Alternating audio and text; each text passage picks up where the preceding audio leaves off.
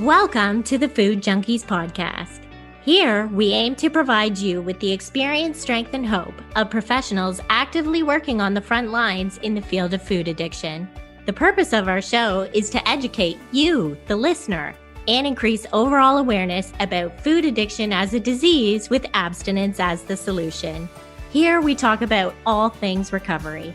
Most importantly, how to thrive rather than just survive. So stay positive, make a change for yourself, tell others about your change, and hopefully the message will spread. Welcome to the Food Junkies Podcast. My name is Dr. Vera Tarman, and I am your co-host today along with Clarissa Kennedy. Today, we talk with diabetic food coach Janet Sanders. Janet received her certification as a health counselor at the Institute for Integrative Nutrition from Columbia University. She is also a designated Holistic Heath Practitioner from the American Association for Drugless Practitioners. Janet is the founder of Great Life, a national health coaching practice with a focus on chronic health concerns such as diabetes and other blood sugar issues. She also founded the Blood Sugar Central Coaching Club. Currently, she runs 3 programs, all with the aim to help people live a sugar-free lifestyle, stop yo-yo weight gain, and to keep blood sugars under control. Janet was a regular contributor to Zappala's Ask the Diabetes Coach column. She is author of 2 books, The Diabetes Coach Approach, and most recently, her upcoming book, Break Free from the Blood Sugar Blues, How to Cut Sugar and Yo-Yo Weight Gain, Conquer Diabetes, and Get Your Life Back for Good. She is also a meditation teacher and a trained cook from the Kushi Institute and a Pop Fitness Dance Instructor. Welcome, Janet. Hi, everybody, and thank you guys very much for having me. All right, thank you. So we always like to start with the beginning of your story, the personal side of your story. And I understand that you were an attorney, and from there you moved to health coach. So can you tell us, please, how that happened? Sure. Basically, as everybody knows, being an attorney is pretty stressful. And I have a history of loving everything sugar. And I really was alleviating my stress for years through eating and other habits that weren't serving me. And also diabetes was in my family. So to make a long story short, I ended up being diagnosed with type 2 diabetes in 2001. And I wanted to have a holistic approach. So I went to a doctor with a degree in integrative nutrition, and she helped me turn my diabetes around with diet, exercise, targeted supplements, things like that. And with my personality, I developed a 12-step program for myself to turn my own diabetes around. And it worked so well that she started referring patients to me. And it was really working. I have my living room full on Saturdays. And before long, I decided, well, if I'm going to do this, I should go back to school for nutrition. So that's what I did. And to make a long story short, I founded my company, Great Life Inc., and have been doing it ever since. I found that I really have a love for coaching. Okay, thank you. All right, so that's your background. Now, specifically, how did you discover the importance of the sugar-free approach? Like, what was your aha moment, especially given that in the field of nutrition and diabetes, until very recently amongst the chosen enlightened, that was not something that generally people were talking. So No, it wasn't. And as a matter of fact, when I was doing my own research, what really surprised me was that none of the experts agreed about sugar. And when I looked at the cookbooks and everything from, the American Diabetes Association, which is supposed to be the expert, all of the recipes had sugar in it. And that to me seemed to totally not make any sense because our pancreas can't handle sugar. And so I really was doing an experimentation on myself and cut out all of the sugar in all of its forms. I cut out added sugar, hidden sugars, foods that cause your blood sugars to rise real quickly, and most fruit. And within a month or two, my sugars were normalized at that time with no medication or anything else. And I also found that the weight just fell off. I wasn't trying to diet. I was really focused on my blood sugars. So that's how I discovered it. And then I just started doing more and more research and looking for the people and talking about sugar. And I also took a chemistry course to understand really how the food was working. And I'm a big believer, if you understand how your body works, then you can come up with creative solutions that work. So that's how that came about. Okay, thank you. All right. So in the material that I've looked at, one of the things I'm really struck with your writing and your lead magnet that I was talking about earlier is that you have a very clear way of explaining things and diagramming them. So I'm going to ask you verbally, if you can just explain for our listeners, how does sugar actually contribute to diabetes? Now, I want the quick answer, not the... I know. I will try to make it as quick as I can. But basically, you're very skilled at it, so let's hear your version. Basically, when we eat something with sugar in it, especially refined sugars or table sugar, maple syrup, what happens is it immediately enters our bloodstream and we get a rush of insulin, because insulin is a hormone that wants to take that sugar, put it into your cells for energy, and some of it gets stored in your liver to be used later. What happens is that's a normal thing. Our bodies are designed to handle sugar, but in our society, because we're eating sugar all the time and too much processed foods that have sugar in them, what happens basically is our pancreas starts to wear out, and also we're getting too much insulin, believe it or not, and our cells become what we call resistance. People have heard of insulin resistance. And when that happens, the sugar can't enter our cells, or as much of it can't enter our cells. So therefore, it starts circulating around in our blood, and more of it's going into our liver.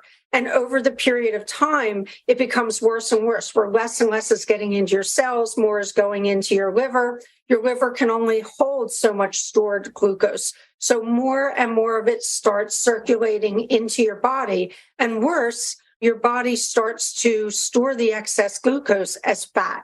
So at that point, when there's too much sugar in your blood, that's when it comes up as diabetes or prediabetes. Before that, it's called insulin resistance. So that was short of it. Does that make sense? Yeah, it does. And what I often say to my clients and students is that toxic waste that the person gets, the belly fat, is actually a temporary holding pattern for that toxic sugar that's in there. So it's almost like the adipose tissue serving us, although not in the long term. It is.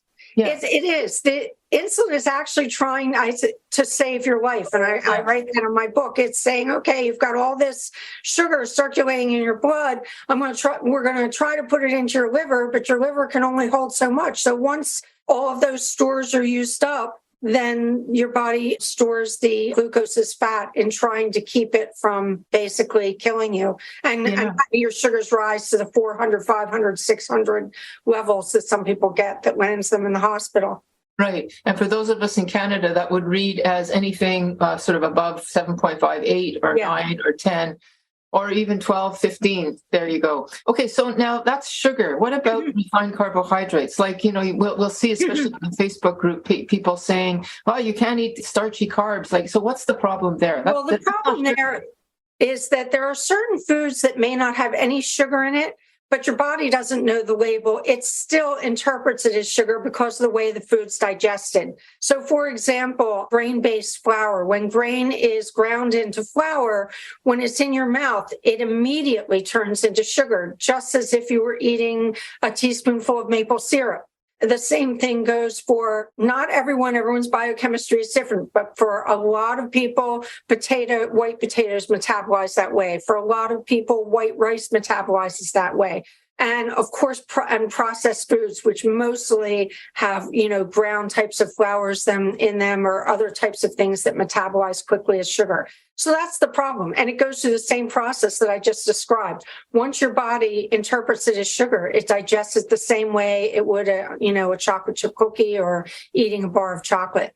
So that's the problem. And I will say that's why in my program, I say if somebody wants to go quote unquote sugar free, it's not just table sugar. For them, it may be also these fast acting carbs as well as the sugar and fruit, sugar even in dairy and lactose. Right. So you're talking about dairy, you're talking about fruit, starchy carbohydrates, and you also mentioned grains.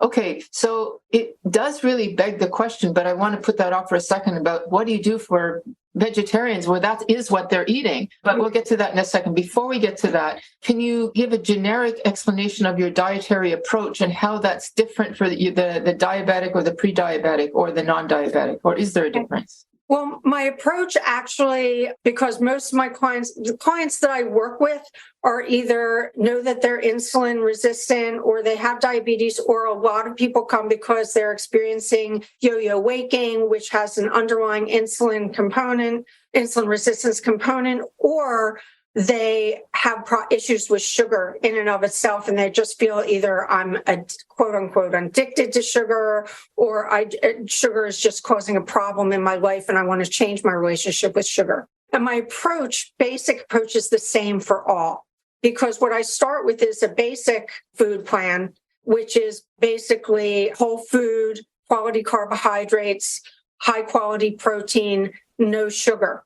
And generally, it's about 50% of non-starchy vegetables, 25% healthy and good for you proteins based on your style of eating, and 25% other, which would be things like grains or starchy veggies or fats, dairy. So the emphasis is on vegetables. And the way that I differentiate based on what your issues are is because everybody's biochemistry is different. Yeah. So we take a look at that, and then through a series of assessments and working with the clients, we try to find out, okay, well, what are your trigger foods? What are the things that if someone's testing their blood sugars, because your blood sugar could go up more than other people. If you're not diabetic, especially someone who's working with addiction, it's really a lot about what are your trigger foods, what are your emotional triggers, what types of things do you want to avoid.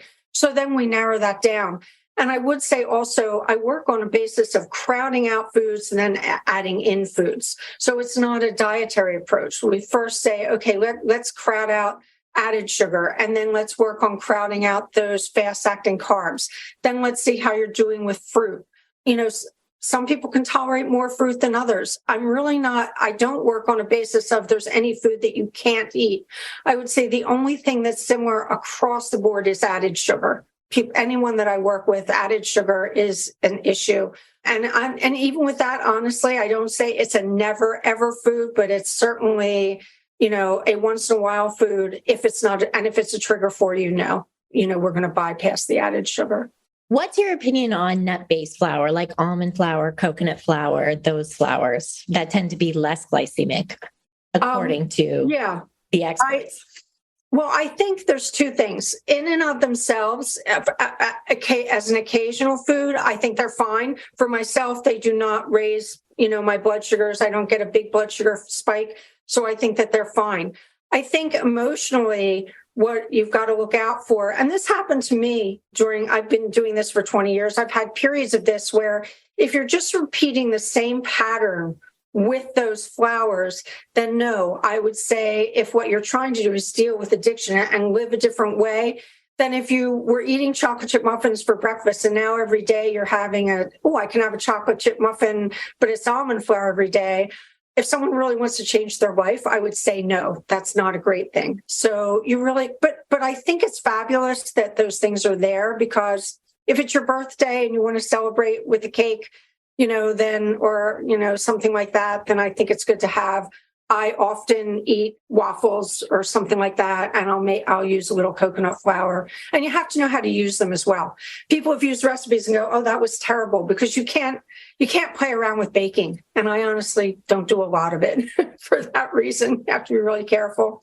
On that subject, what do you say about protein flour or protein shakes? I think that's fine. I do a protein shake every day. I think it's fine. And with the protein shakes, the real issue is fruit. The big popular thing used to be pile it high with strawberries, pineapple, bananas, this big fruit explosion.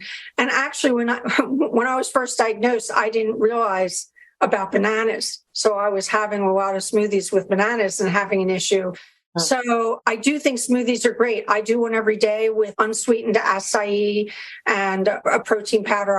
I'm not vegetarian, so I use whey powder, but there's certainly a lot of vegetarian powders out there, and almond milk, something like that. And I think they can be a great thing, can be a big help for a lot of people. Okay. All right. So just to go back a little bit, you were talking about some carbohydrates that some people can eat. Is it possible to eat I think we certainly will agree that no added sugar and probably refined carbohydrates, but can you eat too many complex carbs? Well, Yes, you can eat too much of any food. And if you are insulin resistant or you're really having issues with sugar, I've had to severely cut back on grains. That doesn't mean that grains aren't a good food. And also, I would like to note that diabetes is a progressive disease. So when I was first diagnosed, I could eat oatmeal almost every day, and I would add protein powder to it. No effect whatsoever. 20 years later, I can't eat oatmeal any longer. I'm still healthy, but I have to be a lot stricter now. Even if you're doing really well, people think there's a cure for diabetes. It's not that it's a cure, it's that it can go into remission. And if you're eating well, then your blood sugars will be normalized. But if you start eating certain foods. So basically, the short answer is yes, you can eat too many grains. Rice is a tricky one. A lot of people say, well, I could eat brown rice, not white rice. Brown rice will send my blood sugars soaring through the sky. So if I'm working with a client who is, let's say, they say, I can't stop these cravings, it may be because eating too many grains, because where the cravings come in, and I think this is an important point for people to understand, when your blood sugars go very high, then they go very low. You may not even realize it, but when you're in the low state, that's when your body's trying to reach homeostasis and come back to balance. And that's when it starts calling for carbs. So I do have a lot of clients say, I don't understand. I'm not eating sugar at all. Why am I getting all of these cravings? So I like my clients to keep a food journal when I'm working with them. They don't have to do it their whole life, but that helps. So if they go for a week, we can, and they're still craving sugar things, then we can look back and see what they were eating. So I think you said that you found that you were pre-diabetic or diabetic at some point. That was how your story started, right? And then you said that it's a chronic progressive condition. But my guess is, not my guess, I'm pretty sure you found a way to manage it or put it in remission, but you're still checking your sugars on a regular basis. Oh, even though they're fine. Even though they're Well, I go through periods. Like, I'll tell you the truth. In the last week, I haven't tested them. After you've been doing it for a certain time, you start to know which foods. And I also do like to teach my clients an intuitive eating. You know, I think clarity is really important. So people, if you understand how your body works, you know certain foods that you should stay away from. And then once you know the foods, once you've tested a whole bunch of times with certain foods, then you just know not to eat them. So I don't test my sugars all the time. I know how I feel.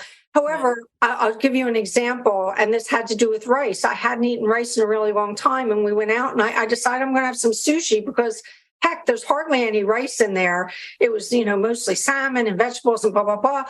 I came home, sorry to say blah, blah, blah on air. At any rate, my blood sugars went up to 350. And it was a big surprise to me. And then I was running around exercising, trying to get the blood sugars down really quickly. So yes, it is definitely progressive. And, there are certain things I eat much stricter and less now than I do when I was first diagnosed. Right. Okay. That's interesting. And also when your sugars were high like that, and you were probably feeling when they started to crash, did you actually see a concomitant rise in cravings, like wanting to eat?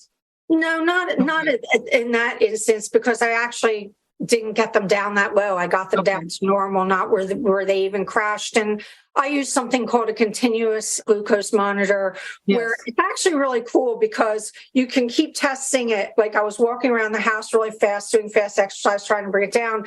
And as I was doing it, I could keep testing it, stay okay, now it's going down 20 points, it's going down. So it's a great invention. It's much better than pricking your fingers. Oh, for sure. I wish we had the same thing for ketones, a ketone thing like that.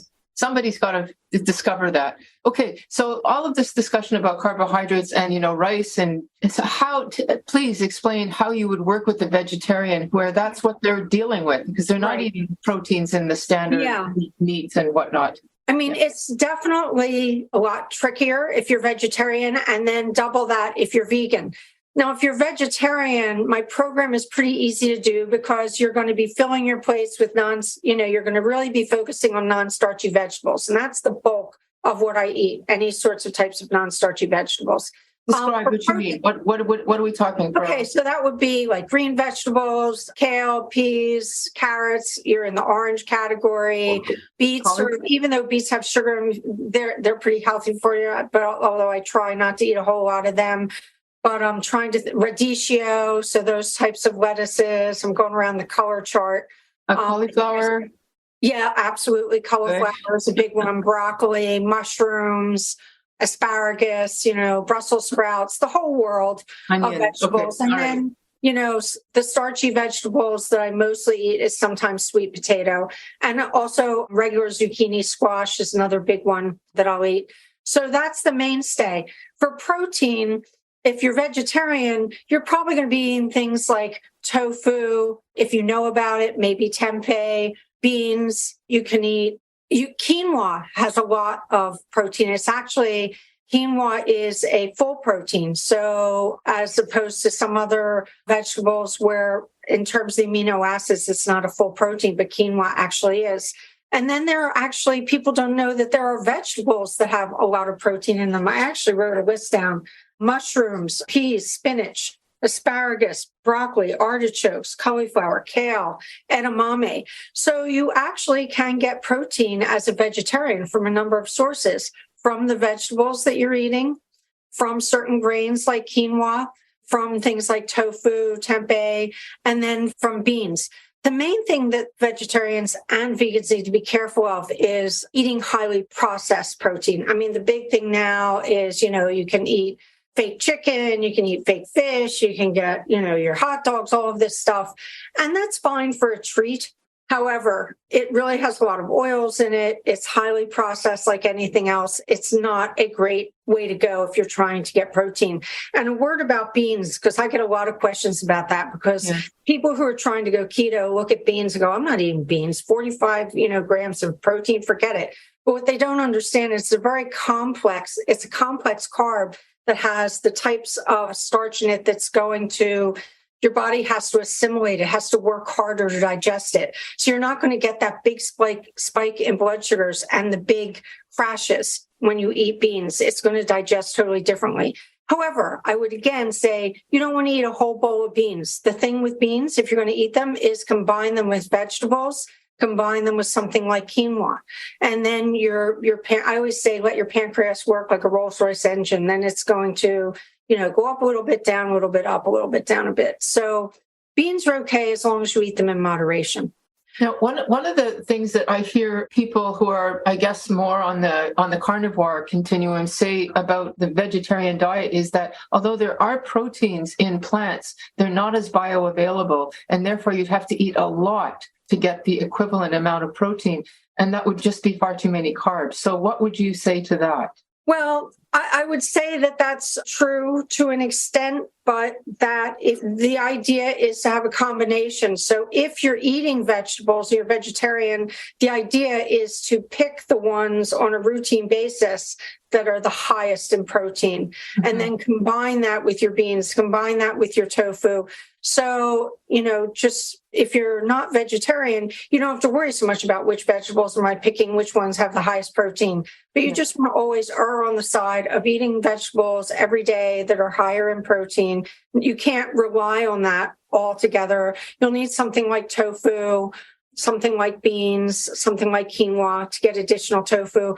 But, looking at the plate, as I've talked about it, if you think of your plate as 50%, vegetables, 25% your fats and everything, and only 25% protein, I think people get too hung up on protein and are used to our diet where it used to be a big piece of steak or a giant piece of chicken as the protein and this teeny little bit of vegetables. So you're not really going for that, that degree of protein in your diet. It's not necessary. So you actually can get plenty of protein, and they can add protein powder to a smoothie. It's another thing you can do. You can throw protein powder into anything. Whole Foods makes a whey powder, vegetarian protein powders that have no taste. So if you're worried about it, just make cauliflower mash and throw a bunch of protein powder in there. And, so you can always be getting enough protein.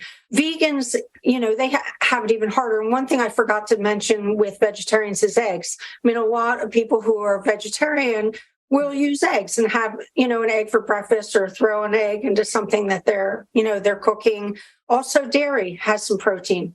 So maybe eating some yogurt. And I'll often eat yogurt and throw protein powder in there and make like a pudding. So there's a whole lot of ways as vegetarian to get your protein. Vegan, it gets a little harder because now they're not eating cheese. They're not eating cheese. They're not eating eggs. Most vegans, they're not having dairy. So now they're really reliant on protein from sources from beans, from quinoa, from vegetables, and from things like tofu. And my daughter is vegan. And she, in the beginning, she said, yeah, Mom, in the beginning, I was a dirty vegan. And I'm like, well, what does that mean? She's like, well, I was out here in California, you can go anywhere and get, fried chicken, and you can get, go out and have a fish dinner, and it's all breaded, and inside it's all this fake, protein stuff. So that's the thing that vegans have to be very aware of. So it's not impossible, but it is, you really have to work at it more, I'll be honest. So the one question that I have, and I don't know if this is, well, tell me what you think about this reasoning. In my mind, I'm thinking some people are just really more carb sensitive than others. And it might be that the person who's super carb sensitive will not do well as a vegetarian, but that somebody who is not as carb sensitive can tolerate more of a plant-based approach. What do you think about that? I think that's absolutely true. And for example, someone who's vegetarian, who's not diabetic like me, well, they can have, pasta for dinner. They can have raviolis. I mean, they can do a lot more with, Buddha bowls and stir fries and things like that, because they may be carb sensitive, but not to the same, or they can have more quinoa, things like that. But I am definitely more carb sensitive. So there's a lot more things that, have to be cut out. And therefore I do eat, I'm not pure vegetarian for that reason. I guess I'm more pescatarian. I would say if I'm going to eat protein, I try to eat more fish, particularly salmon, because the omega-3s in there. But every once in a while, I do have ground turkey, or I'll have some free range or organic chicken, something like that. And, I go round and round in my mind because I'm very environmentally conscious and I'm an animal lover and all of that. But I've experimented over the 20 years. And when I do not have some protein in, which is meat-based or poultry-based or fish-based, the cravings for me really kick in big time, and I find it very difficult to stay on track. So it is an issue, and it's a hard one for many to deal with. Okay. Well, and I think you kind of mentioned before that a valuable tool could be a CGM for 2 weeks, right? That you get at Walmart, where it's like Freestyle Libra or the Libra 2. Walmart? And you get it at Walmart now? For like $100. You get it for 2 weeks. You just have to ask for it behind the counter, and it's a free app that you can just put on your phone. And again, you just scan it. And this can be such great data and information for you if you're trying to determine, how do I respond to certain foods and which foods affect my blood sugar more? Like I wore one for 2 weeks and it was very interesting. I went for a massage and my blood sugar went so low that the alarm went off. And it was very interesting to the people at the massage clinic because they were like, well, if I have diabetic patients, this is something that I should be aware of, that, this massage can have that much of a downward effect on our blood sugar. I was going to say, with my clients, and my program is a 3-phase approach. And the first phase, we're really working on eliminating sugar. The second phase, we're working on personalizing the food plan and working on other aspects: good sleep, stress management, mindfulness, meditation, all of those things, because all of those things will have an impact on blood sugar levels as well as cravings, especially if one's an emotional eater. And then in the third phase, I really get more into the emotional eating, the decluttering your brain. And it's more of so we build up to that, the mental aspects. But yes, you're absolutely right. As a matter of fact, I'm going on vacation for 12 days. When I'm on vacation, my blood sugars are so great. They're so low. When we were in Aruba one year and I looked, and it was like 80. And I probably was eating not even as well as I normally would, but my blood sugars were great. In retirement now, my blood sugars are absolutely much better than they used to be. Yeah, cortisol plays a huge role, and we don't even know how detrimental it can be, for sure. So you mentioned that the first step is eliminating sugar. And what happens when you run into somebody with a food addiction? How do you deal with the client resistance in your program? Well, the first thing that I do with all of my clients is really to get into their brain and do some work on assessment. Where are you now? Trying to uncover what their roadblocks are, what their resistances are to this whole process. And one of the main things with all of this is attitude, in that you've got to have a desire to want to heal and to turn your, life around. If they have a lot of resistance, as long as they're not someone like who's not deathly ill from, their diabetic numbers are like 400, 500, and we've got to get something going real quick, then I'll work with them on crowding out slowly. We'll work together and say, okay, what are the things that are giving you most trouble? Do you eat salad? Do you get salad dressings? Yes. And can you look, we'll start reading labels. Let's get rid of all the salad dressings that have sugar in it. What type of tomato sauce do you eat tomatoes? So we'll work like that. We'll start looking at the foods that they're eating. Let's do a clean out and start getting rid of everything that's in the foods that you're purchasing. Then, because they barely notice that the taste isn't that different, and then they'll start to feel a little better. Then we'll maybe go to recipes. A lot of things people have trouble with is beverages. Oh my goodness, I'm used to putting, a ton of Splenda in my coffee or sugar in my coffee. And it is a matter of changing your taste buds. So when you talk about people with resistance, I do try to help them to change their taste buds so that they start to not be so upset about not having sugar. And then another big important thing is substitutes. And once again, people are going to be different. It depends on your triggers. But like my brother, he had a really hard time. He's diabetic. He really had a hard time putting things aside. So we came up with a really cool pudding for him. And it was yogurt with a little, I can't say I discovered this. South Beach really came up with these ricotta whips, but, it was ricotta and some yogurt and some cocoa powder and a little bit of stevia. And that really kept him, happy. So it really just depends. And once again, it depends on the person's triggers. If they can't have anything sweet, it's a little harder. But the type of person you're talking about who's resistant, generally doing some substitutions will help them. And also to start bringing in sweet taste from other things.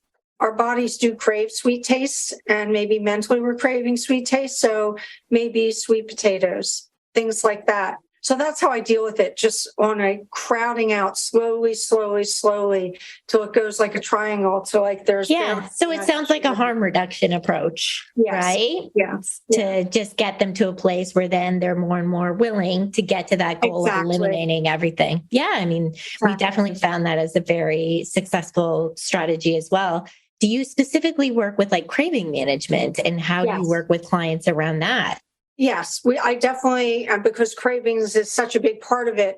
And the cravings can be twofold. It can be physical cravings, as well as emotional, cravings, if you're emotional, eater.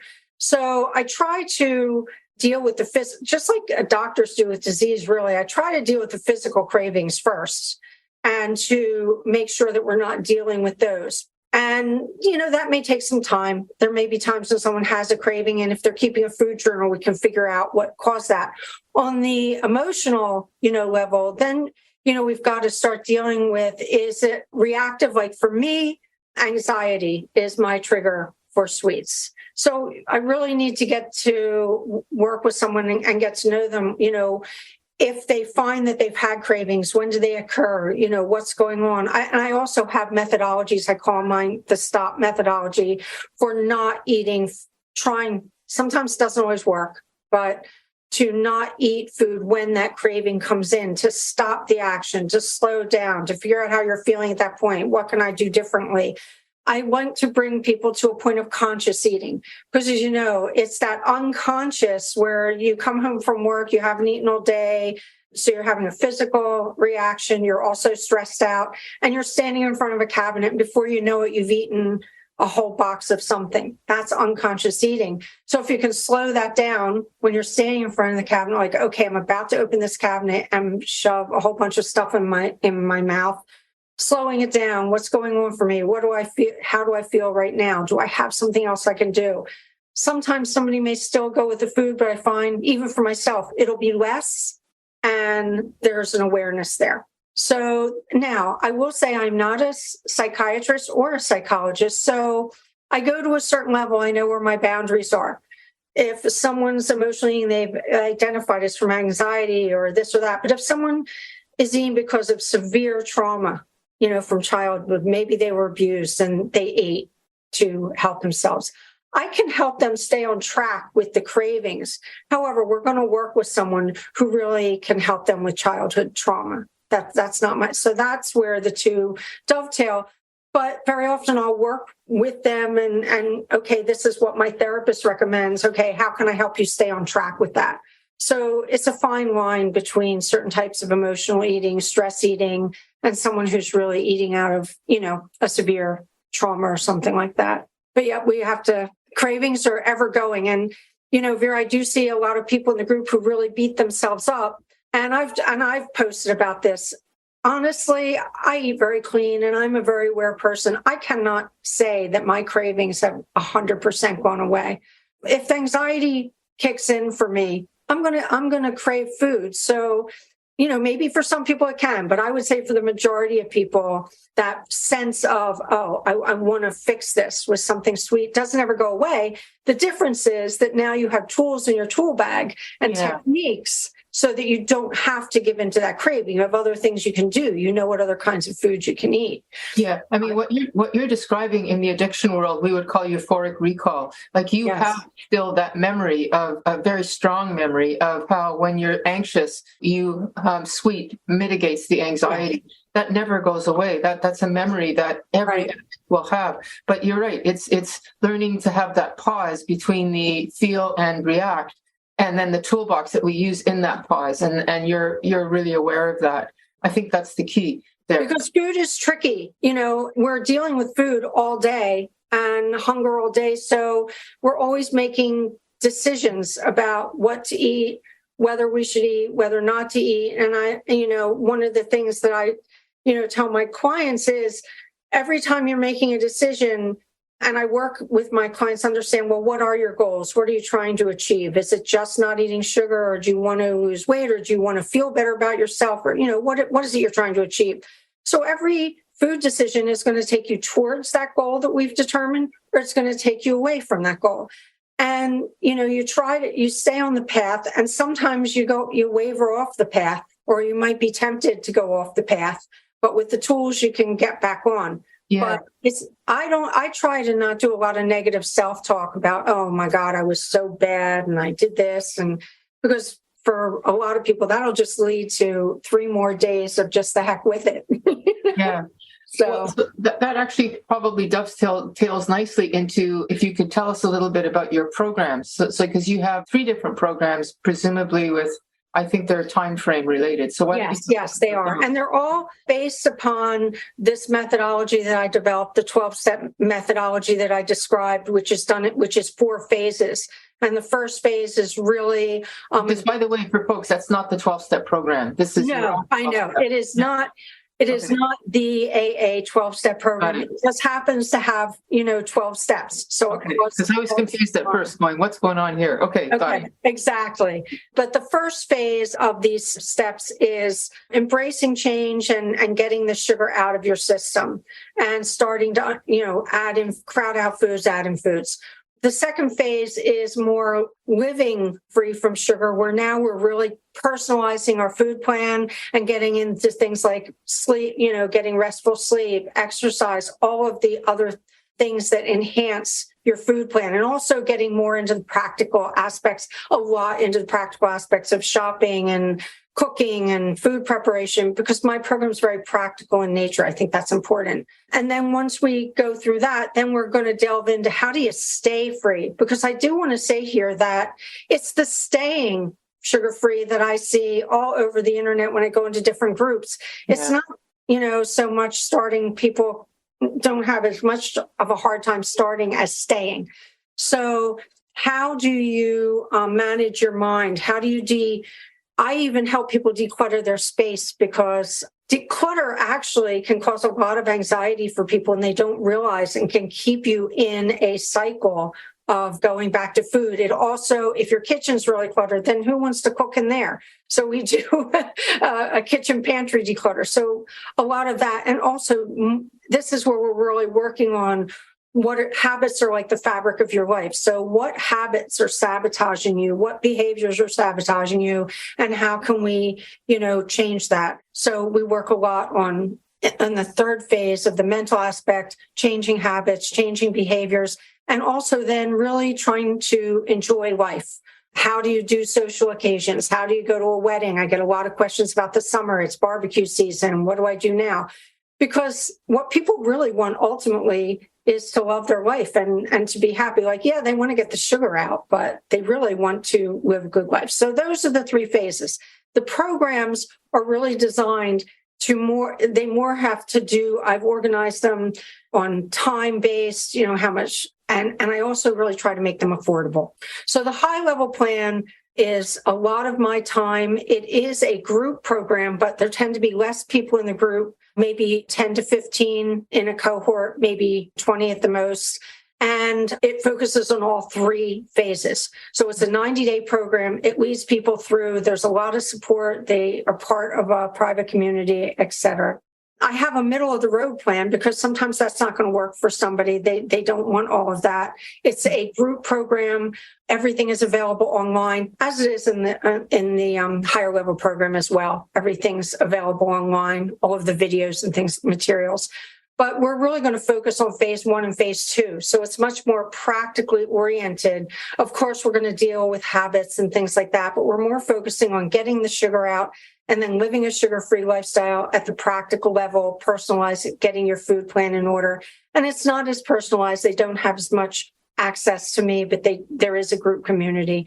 And the first level is really just to do it yourself. It's a coaching club where once a month, there's an action pack, which is going to be one of the topics in that 12-step course. And there is a recipe library, there's an ebook library, there's weekly Q&A. And, that's obviously the economic investment is less for that program, middle of the road for the middle program, and a little bit higher for the third. So, and I really believe it's important for people to get help. So my programs are really quite affordable, and I just think it's so important to take that into account. And if you're thinking about targeting, like who you're targeting, it's people with diabetes or blood sugar issues. Blood sugar issues. I target, of course, if you're diabetic, pre-diabetic, having yo-yo weight gain, insulin resistance, yes. But also, if you're just someone who wants to go sugar-free, or you're working with someone because you have sugar addiction, I say I put the how into all of this. So when you're talking with your therapist, your counselor, you're not really getting into which is the best kind of yogurt, that I should buy. Or like you were saying, I want to be vegetarian. Can you help me come up with a week worth of food so that, I can eat? Or I don't really know how to cook. I do coach and cook classes in all of these programs. So I put the how into all of that. So It's basically, bottom line, anyone who is struggling with their relationship for sugar and it's impacting them in their health or mentally or in any way. Yeah. So just to paraphrase, what I think you're saying that is unique to your program is you have an acute sense of the blood sugar issues, because that is something but of course it's invited to anybody who wants to be sugar free. And you introduce, like you said, the how, like you'll actually show how to declutter, how to cook, how to shop, how to choose. Right. And I also, for people who are trying to go sugar-free, I see a lot of, can I eat this? Can I eat that? What's the rule? My program really teaches people how their body works. And as you said, I make it easy. You don't have to be a doctor to understand how your body works the way that I teach them, so that they can start to take responsibility and an intuitive knowing of what they can eat if they're trying to go sugar-free, what works for them, what doesn't work for them.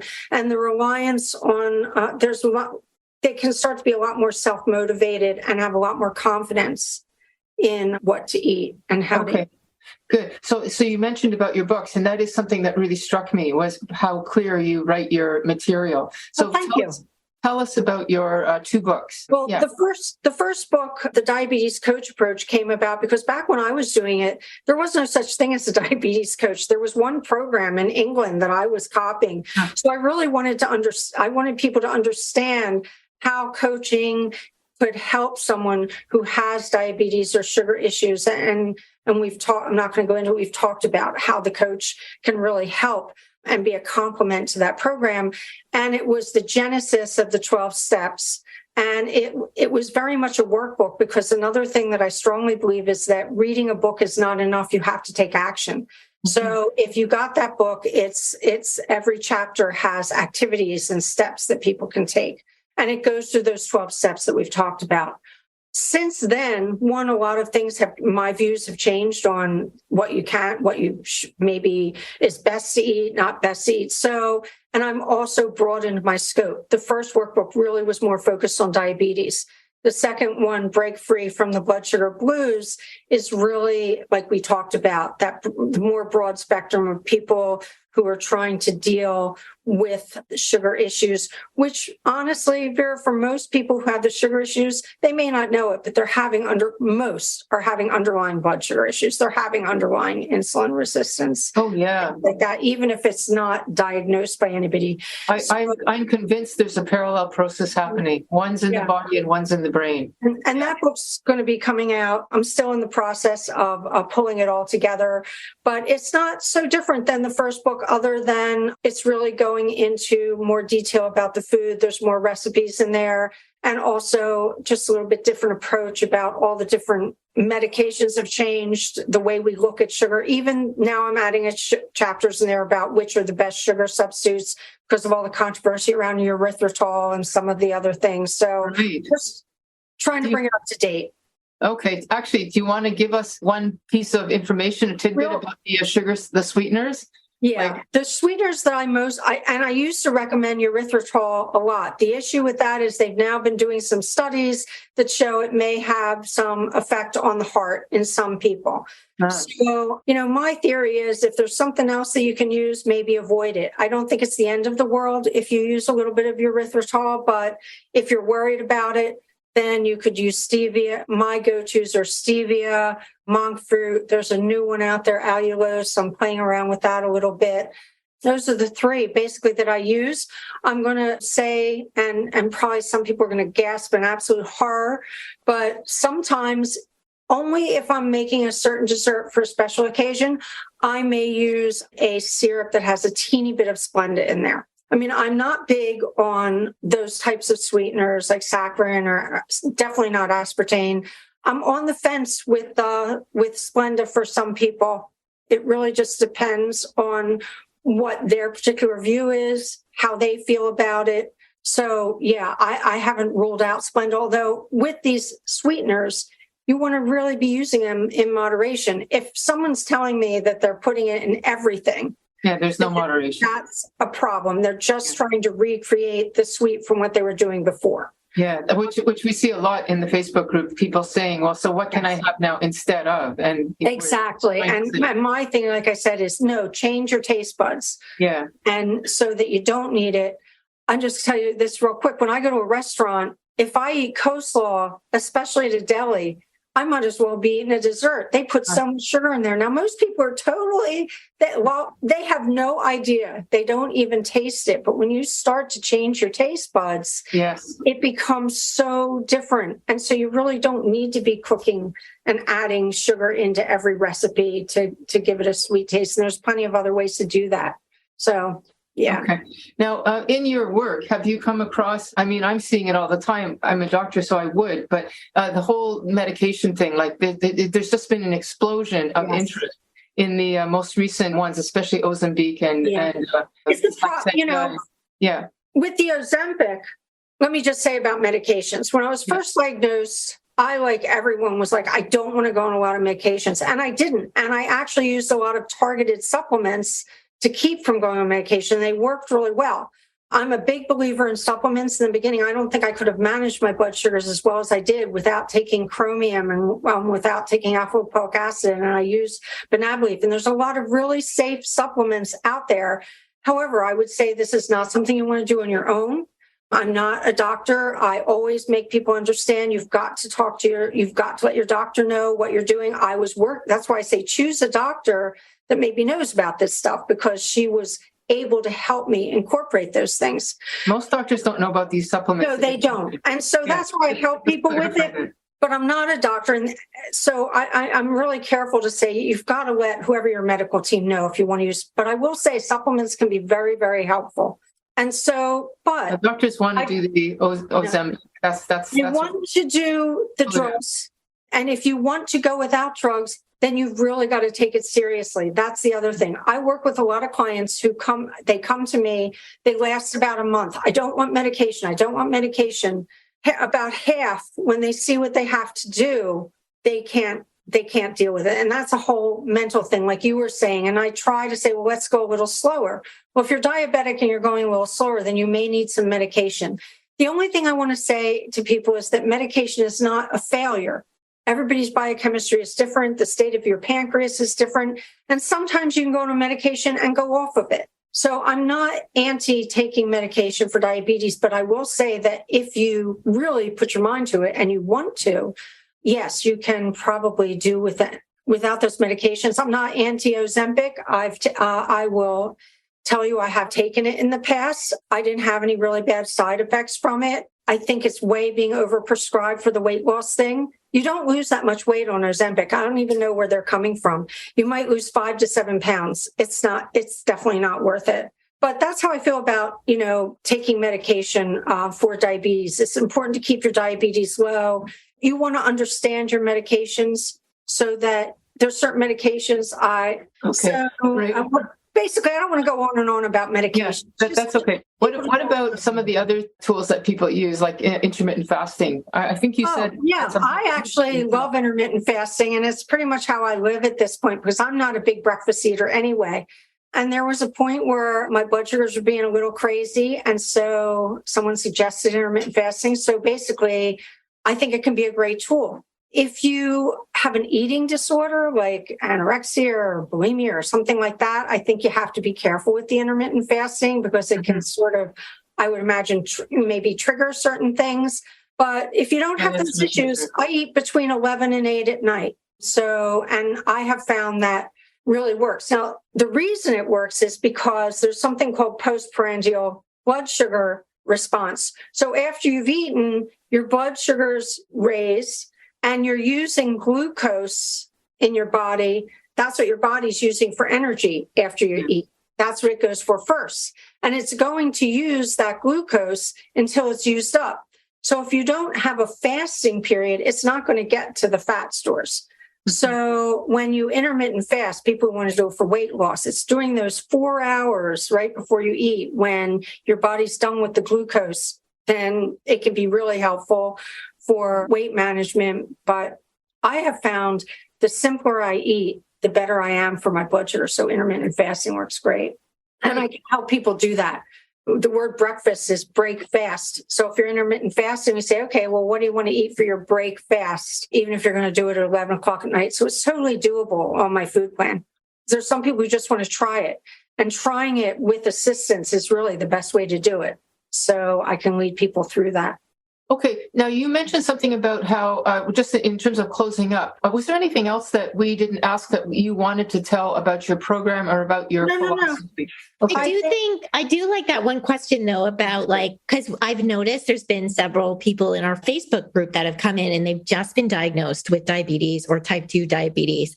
So what would be how do I start with this? Because this feels so overwhelming and all encompassing. And the doctor just tells you and you leave and now you're trying to figure it out. So what would you say to those people? I would say don't go it alone. And that's why I am so happy to be working with you guys. I mean, I try not to overdo it in the group, but you do have to get some help. That's why I run the 7-day challenge every month, because you weren't born with a chip in your head to know how to eat for, diabetes. So you do have to get some assistance. And it can be, coming into your group. It can be, doing some reading, but basically I would tell them, don't go it alone. The first thing that you need to do, it can be pretty straightforward, is cut out added sugar, start that chart that I have, start cutting back on the grains and on the things that cause your sugars to have a quick start. And especially they are very unaware that you have to be very careful with fruit.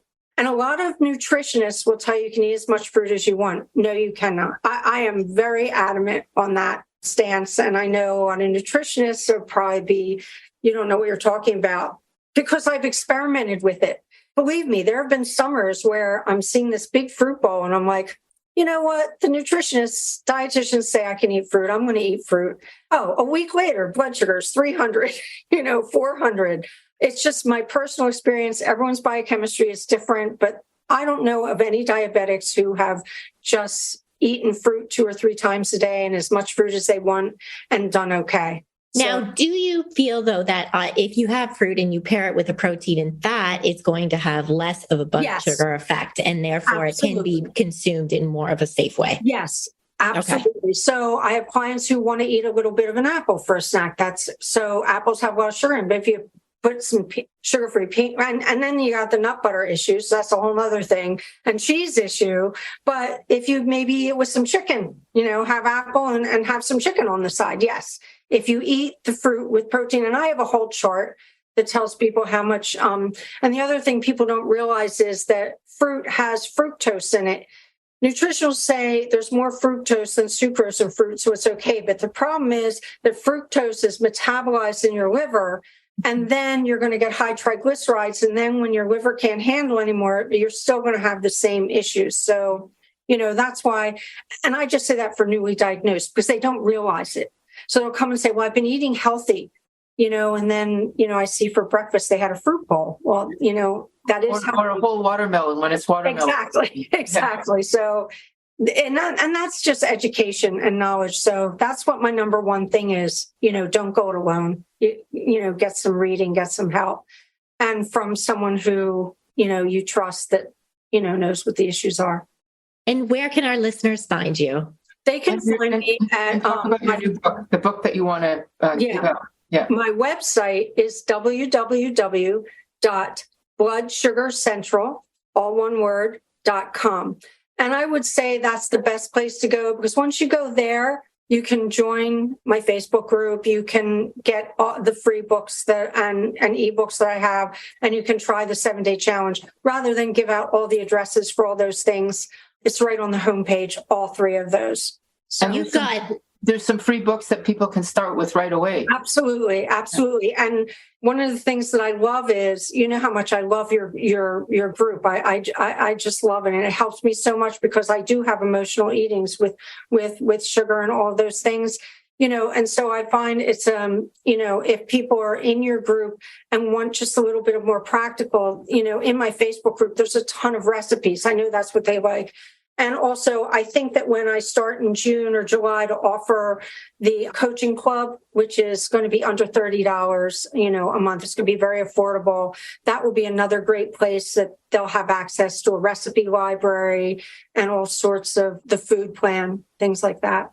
That's great. That's an amazing domain you got there, bloodsugarcentral.com, right? I love it. Yeah, I even have some cool things on there. I have something called the Serenity Cafe and the Coach and Cook Kitchen, which I'm going to be doing lives and things from. So they'll be able to get cooking classes from there and do some fun things. And I'll be doing weekly meetings and things like that. So there'll be a lot going on as everything ramps up. Great. And we have our signature question, which is if you could tell a younger version of yourself something about sugar and or sugar addiction, what would you tell her? Well, I would tell myself to go easy on myself. Life happens. And sometimes, like I said, I'm going to go off and sometimes I'm going to be fine, but that I can always get back on track. And the most important thing is to not do what I used to do when I was really young, which is take a whole year of just going off into, some sort of not good territory and to get help to get back on track. But also I would say I would have liked to have known more about how my body works when I was younger so that I wouldn't have gotten diagnosed in the first place. And that, to close, is really one of the reasons that I do this, is because there's no need for people to go full-blown diabetic if it's type 2. I'm not talking about type 1, but for type 2 diabetes, if you're keeping up with it and you find out your insulin resistance or you have pre-diabetes, that can totally be turned around. And I will say, believe me, my friends, it's not the end of the world. I'm living a great, happy life. But if you can avoid it, you do not want to go to full-blown diabetes. So take advantage of all the things that are out there and heal your body so that you can, not have to go this route. It's just a little more trouble. I will say you can live a great life with diabetes. It's definitely not the end of the world. Awesome. Thank you so much for being here, Janet. Thank you, You're Janet. very welcome. I really appreciate you guys having me, and look forward to talking to you again soon. Okay, and folks, please check out her literature. It's really good, and her work, her groups. Thanks for joining us this week on Food Junkies, Recovery from Food Addiction. Make sure to join our Facebook group, Sugar Free for Life support group, I'm Sweet Enough. You can subscribe to our show in iTunes or Stitchers. That way you'll never miss an episode. While you're at it, if you found value in this show, we'd appreciate a rating on iTunes. Or if you'd simply tell a friend about the show, that would help us out too. Don't forget to pick up your copy of Dr. Tarman's book, Food Junkies, which is available on Amazon. If you have any additional questions, both Molly and Clarissa are food addiction professionals and work one-on-one with clients. You can find their websites and email addresses in the show notes. Be sure to tune in every Friday when our new episodes drop.